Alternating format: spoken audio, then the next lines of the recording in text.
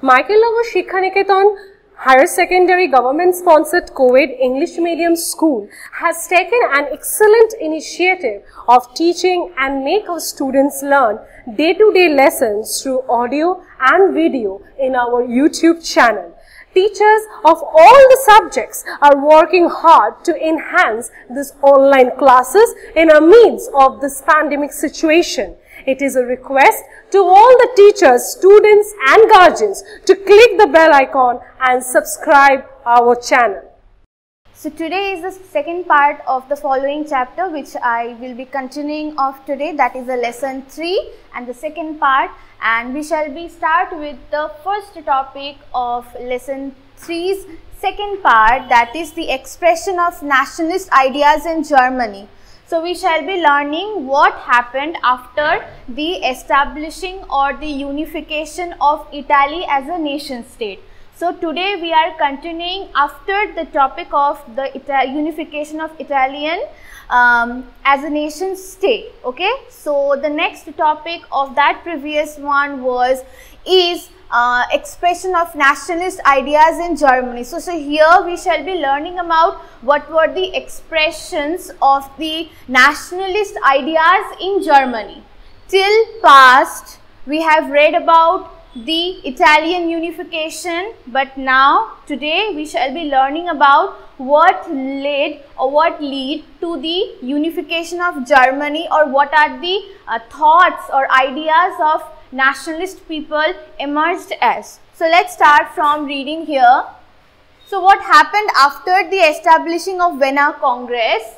So this is the next phase of Vienna Congress, that is politicians met at Vienna Congress and to redraw the European map. As I have already explained in my previous video that the Napoleonic Wars had led to the outburst or destroying or the out of the way or disruptions in the map of European.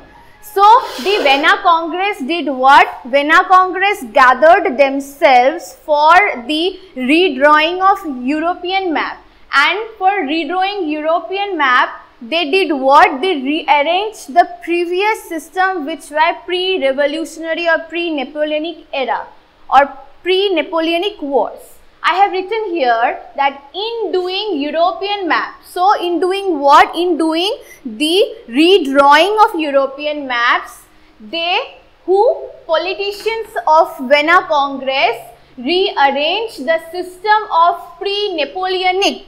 It means the coming of the Napoleonic, the time or the past time of before Napoleonic.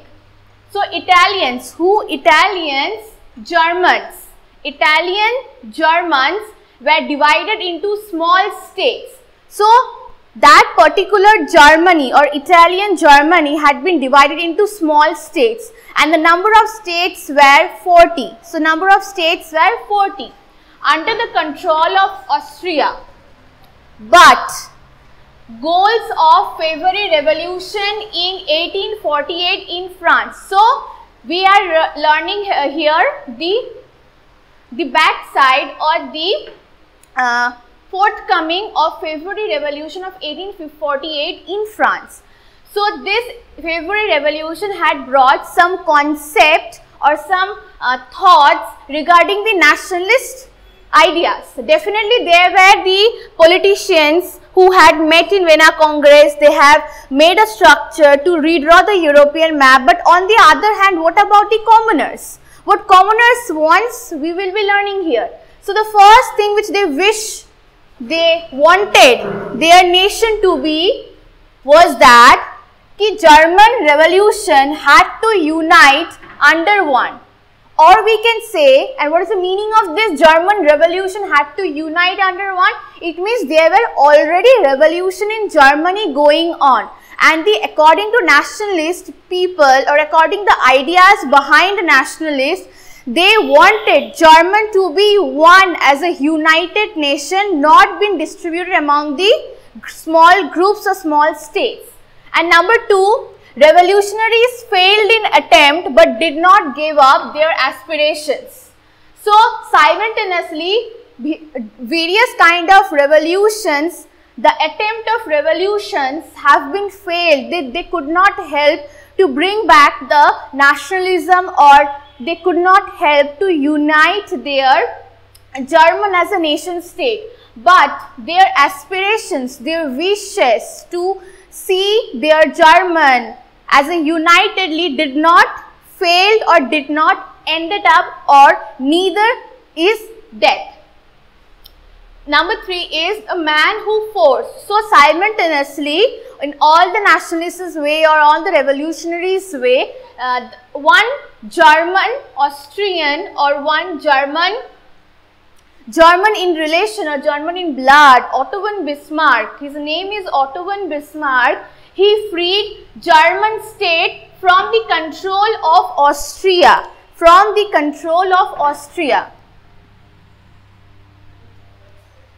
So who did? Otto von Bismarck. He was in German, he controlled the entire scenario and he helped to free German nation from the control of Austria and merge German into a real nation state. Okay?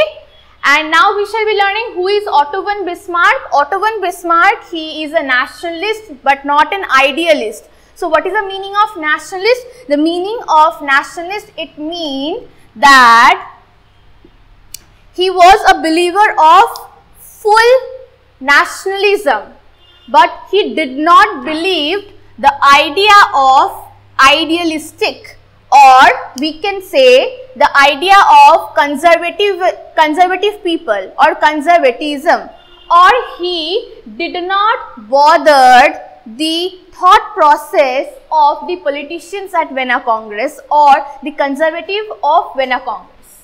Next, he came from Germany, but he wasn't Prussian in blood.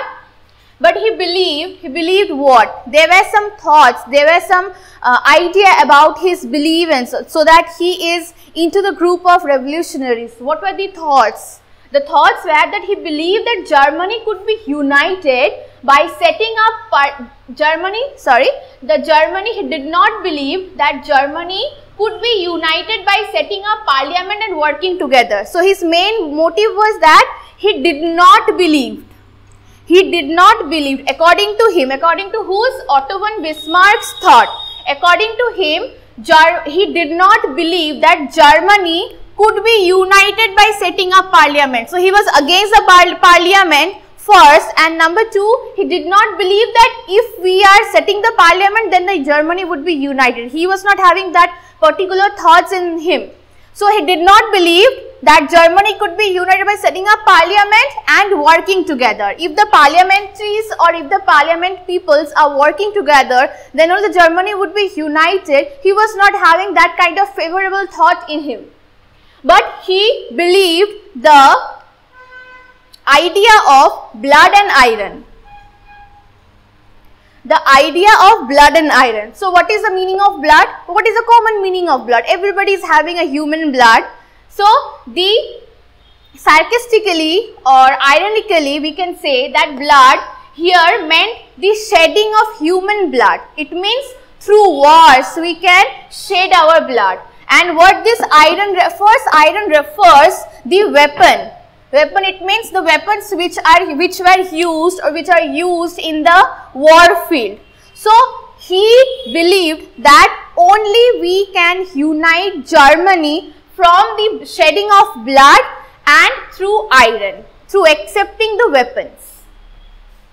Now we shall be learning that what were the objectives of blood and iron, or what is the meaning of blood and iron. I have explained right now. Now we shall be learning about the objectives of the policy behind blood and iron. Number 1 policy was that Austria had no place in Germany. So Otto von Bismarck think that according to the policy of blood and iron, Austria, the state Austria had no place in Germany. So it should be Austria should be out from the Germany. Number 2, war is inevitable if Austria was to be removed. Number 3, the problem would never be solved by speeches, questions and divisions.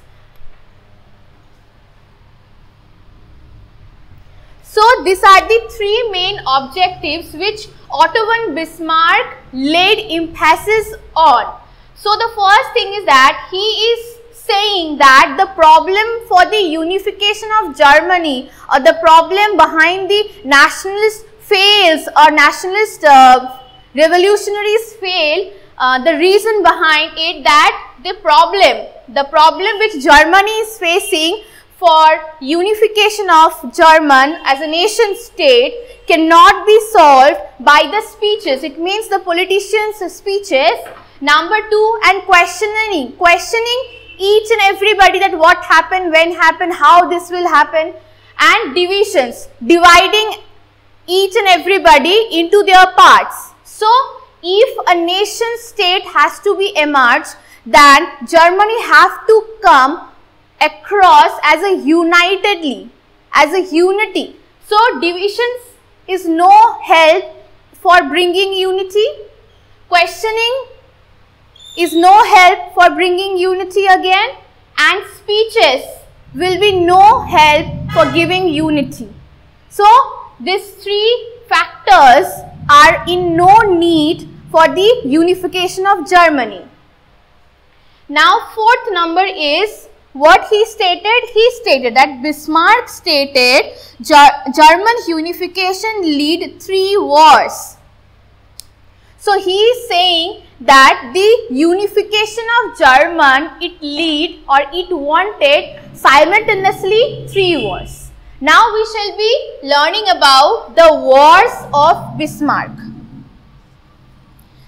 Okay, we have read about what were the expressions of nationalists in Germany. We have read about Otto von Bismarck. He brought the idea of nationalism in Germany. He made a strong emphasis on Germany. He had freed German from Austrian control, and he had also introduced the very famous the policy of blood and iron. And with the policy of blood and iron, we are learning about here in the next, that is the wars of Bismarck. So how the wars of Bismarck were happening, so we shall be discussing it now. We shall be reading about or learning about what were the wars of Bismarck. What were the policy behind the wars of Bismarck? What were his main motive regarding the Bismarck? So we shall be learning about it. The first thing which Bismarck persuaded is that Austria had to join with Prussia in a war against Denmark. So we have to have the knowledge that the first thought of Bismarck was that he laid an very important emphasis on that Austria had to join power with Prussia in a war against Denmark. And number 2 point was that the Danish War, a war which occurred in 1864 was Danish War. So as the Denmark got defeated in the war of Danish or the war of Danish in 1864, it means the Denmark have to parted, it means sliding out his territory from 2 states, that is Schleswig and Holstein.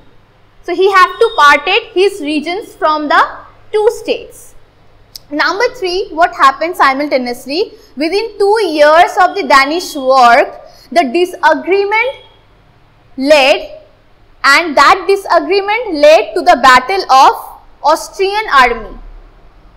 And after that, what happened? France was alarmed at the growing power of Prussia, because after the Danish war or during the war of Crimean War, which we will be learning later on, that particular aspect of international history had led to some impact on few, but it had a very hard and strong impact on most of the nation countries or nation state.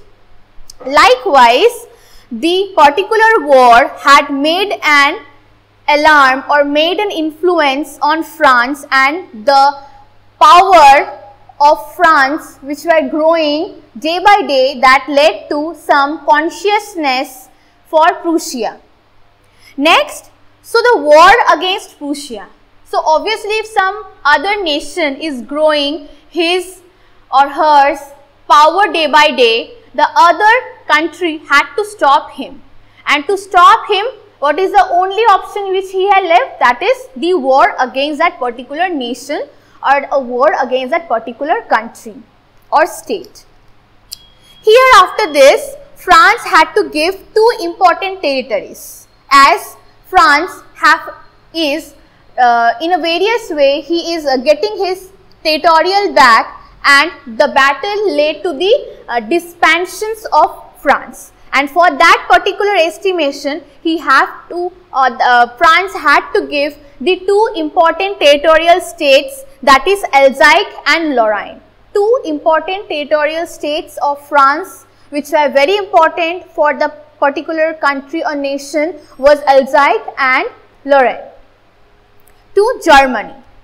Now after the war, all German states joined to form a nation.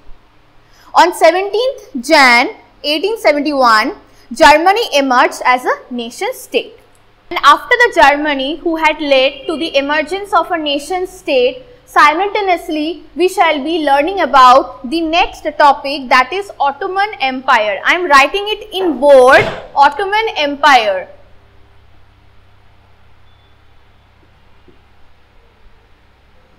So what Ottoman Empire was? Ottoman Empire was only the hilly regions. Only the hilly regions. The hilly regions of European countries. I mention one more time, the hilly regions of European countries. The hilly regions of European countries named as Ottoman Empire, and the name Ottoman emerged from their strongest Amir in the country, strongest Amir in the country of Turkey. In the country of Turkey, Man and Otto. From his name, the entire empire of hilly regions named as Ottoman Empire. Okay, so then we will be reading about or learning about what Ottoman Empire came from, or what are the factors which led to the Ottoman Empire. So Turkey included vast area. So Ottoman's empire capital city or state or country was Turkey, and Turkey included very vast areas of Africa, Asia, including Europe, and was known as Ottoman Empire as a whole. But its capital city was Turkey, and the vast areas included the sectors or countries from Africa, Asia and Europe. Next, from 15th to 17th century, the empire or the Ottoman Empire was irresistible.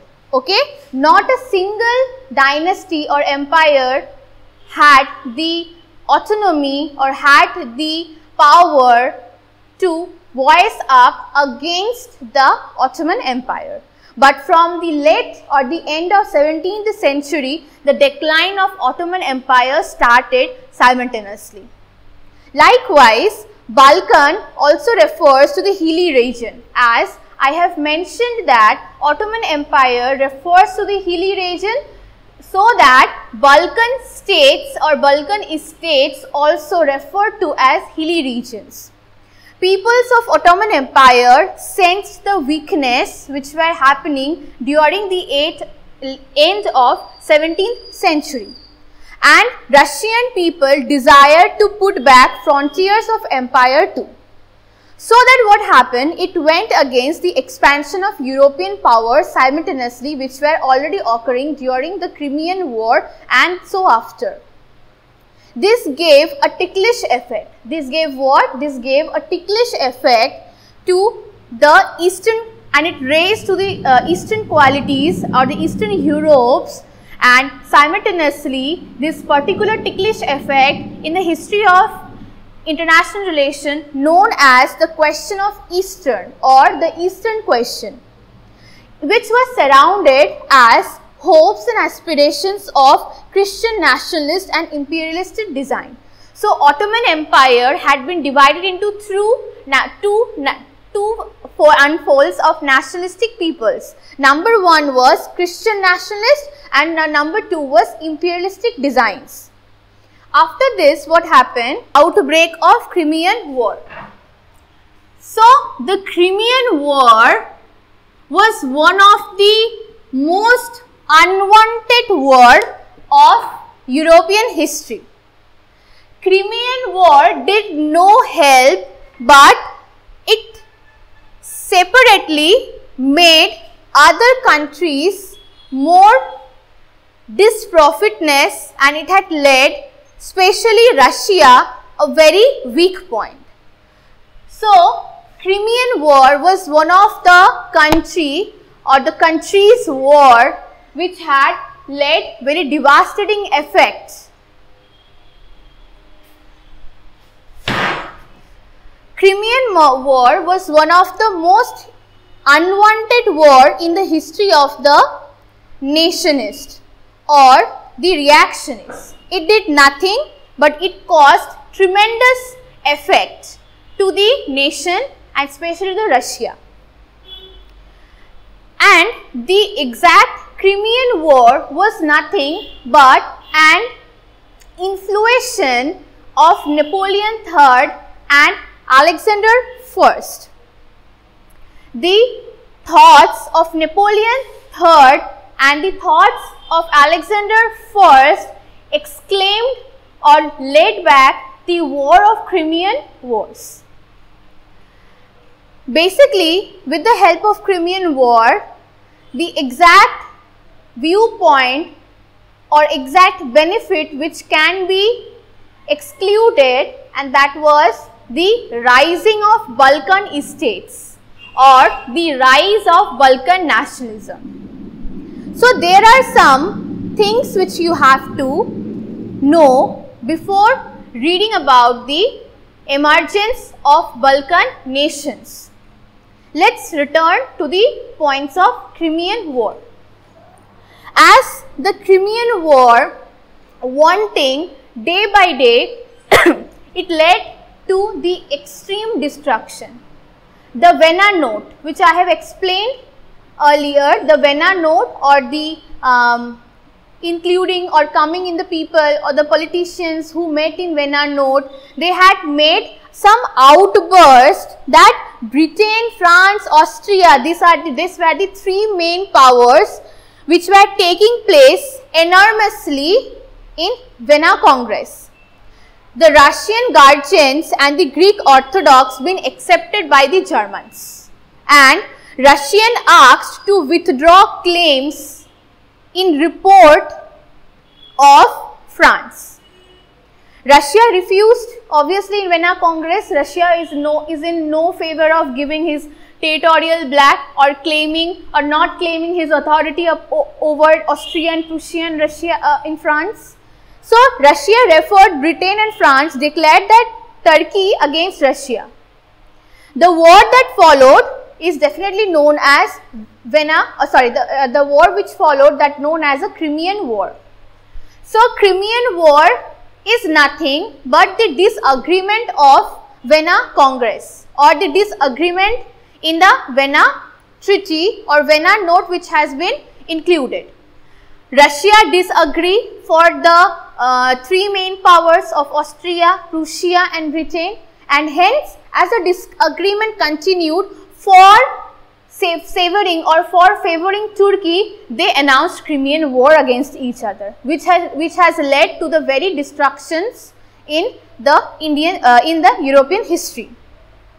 As you have to read more about what led to the Crimean War, and there are some objectives and profits and loss of Crimean War too, you have to look back in the third part of the following topic. Thank you. Thanks for watching. Leave a like and comment. Subscribe. And do share the video among your friends.